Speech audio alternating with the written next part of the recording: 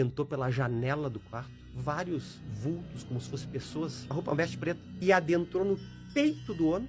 Quando ele entrou, ele fez mais uma cara de dor, uma coisa assim, tipo assim. Aí aquilo lá entrou, e saíram de volta por ali, aí o homem fez... Aconteceu o seguinte, eu tava na residência de cirurgia geral, cirurgia digestiva, eu era um residente, já formado há 2 anos, né? E eu tinha operado um câncer de pâncreas, um paciente, né? Residente, né? Empolgado, que tava tudo lindo. E eu cheguei e falei pra família, na véspera, eu disse assim, do acontecido, eu disse, amanhã ele vai ter alta. Aquela noite eu tava de plantão no hospital, dormindo no hospital. Eu era do tempo do BIP. O BIP tava dormindo no quarto com mais 4 residentes, eu e mais 4 residentes. E o BIP tinha quando tocava um número normal, era um número para algum posto do andar, tava nos chamando, que eu cuidava dos pacientes cirúrgicos. E tinha um bip que era que era parada cardíaca, sabe? 3 e pouco da madrugada, trocou esse bip, acordou todo mundo lá, mas eu olhei, era pra mim. E eu saí correndo, tudo só vi, deu no quarto 109. E lá tinha uma coisa nesse hospital que eu fazia residência, assim, quem chegava primeiro é o que entubava. Só que nessa descida da escada, eu não fui de elevador, eu fui lembrando do quarto 109. 109.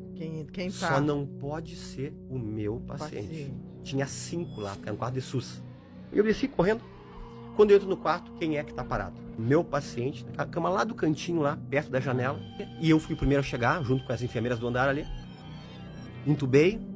E começou a parada. Vamos lá, pessoal. Adrenalina, atropina, chegou a equipe da clínica e aquele quarto cheio de gente lá. E geralmente a convenção é 30 minutos de reanimação, né? Sim. 30 minutos, né? É o limite. Ele não reanimou. Só que eu fiz um pedido pro pessoal. Pessoal, vamos mais 15 minutos.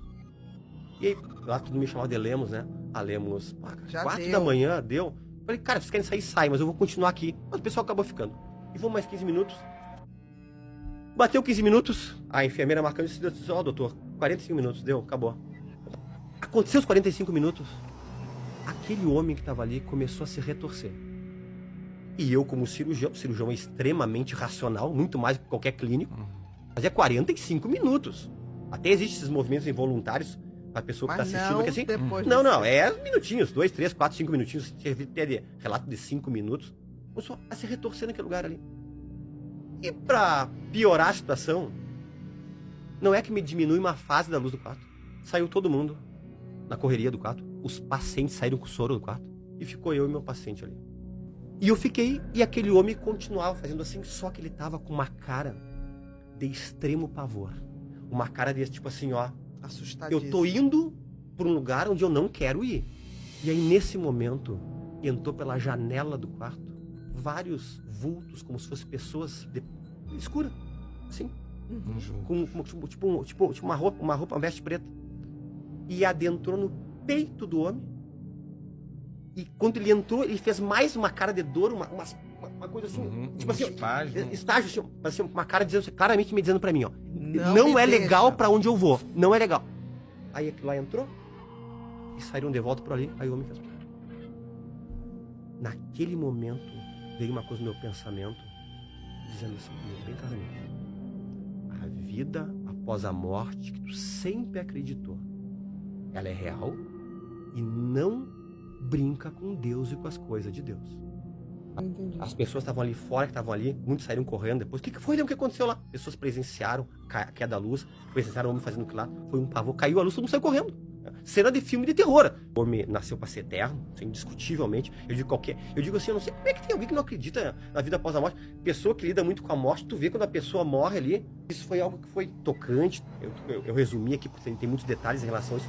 Mas depois, ao longo da minha caminhada, já como coloproctologista, eu operei uma paciente faz alguns anos, numa cidade chamada Bagé, lá no Rio Grande do Sul. Sim, Bagé. Bagé. E ela fez uma cirurgia raquidiana, raque do umbigo para baixo, né? Tava tapado só aqui. E a paciente veio na primeira revisão, uma cirurgia de reto. E ela disse pra mim, eu senti algo incomodado nela. Ela não me falou nada, mas eu senti assim, ela queria me dizer algo. E não me falou. Quando ela veio na segunda, ela tava com a mesmo jeito. Com vontade de bater nas costas e cuspir algo pra fora, assim. Eu disse, o que tá acontecendo? O que a senhora tem que me dizer? Falei bem assim. Esse doutor, eu tenho uma coisa pra lhe dizer. Primeira coisa, eu quero dizer uma coisa pro senhor. Eu sou totalmente ateia, tá, doutor? Mas eu tenho que lhe contar uma coisa. O senhor sabia que todo o tempo que o senhor tava operando, o senhor viu que eu tava falando com o senhor anestesista? Eu disse, claro, só foi do umbigo pra baixo, não fizemos sedação nenhuma.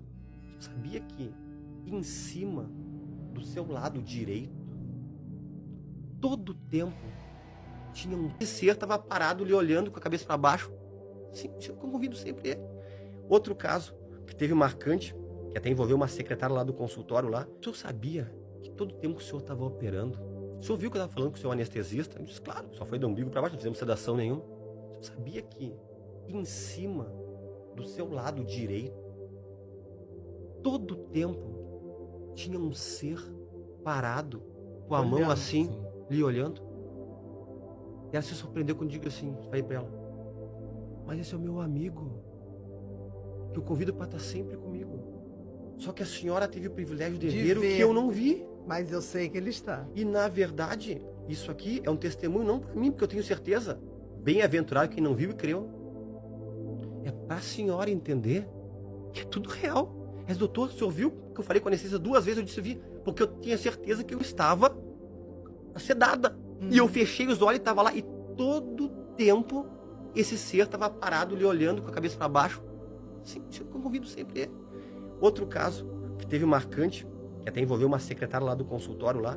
E aí chegou uma senhora, passou pela frente da clínica Lemos lá, foi até uma esquina, tem uma veterinária, retornou e entrou e falou com uma secretária minha, disse pra ela, tu pode me achar louca, mas tu só disse, doutor Fernando, que tem um anjo bem grande nesse cantinho onde ele entra aqui, ó, e ele tá segurando como se fosse uma espada, assim, como se estivesse protegendo a clínica. E a secretária entrou lá, doutor, eu tenho que te passar uma coisa aqui. A nossa mente é tão limitada que a gente gosta de tomar decisões, de dizer não existe, é bobagem, de coisas que a gente desconhece. É sempre querer achar uma explicação racional para coisas que às vezes não tem explicação racional. E esse mundo espiritual é uma coisa que causa medo, causa estranheza de todo mundo. É fácil dizer assim, ó, bobagem, ilusão, coisa de lunático. Aí seria bem fácil falar, só que eu digo para vocês, não é. Eu tive inúmeros relatos, eu digo assim, ó, coisas palpáveis, coisas extremamente palpáveis que já aconteceram realmente comigo, contra fatos, não tem argumentos. E aconteceu comigo. Talvez se eu fosse outra pessoa, alguém tá inventando. Aconteceu comigo. Então eu tenho coisas extremamente palpáveis e reais para contar. Pra contar em relação a isso. Para quem já... famoso ator de Hollywood do nosso tempo, hoje em dia muitos não conhecem, ele Jim Carrey, né? Jim Carrey se converteu agora perto dos 60 anos, né? E ele disse uma coisa que eu queria que todas as pessoas até os 30 anos se tornassem milionárias, para saber que essa não é a resposta. Tem algo muito mais, tem algo que nos preenche muito mais, porque nós não conseguimos preencher o nosso espírito com dinheiro, com sexo e com festa. A gente não preenche. Senão, não teria multimilionários e bilionários se matando e se suicidando. Nós não teríamos, né? Nosso espírito só se preenche com uma coisa. Por isso que Dostoiévski disse, né? Todo homem tem um vazio do tamanho de Deus.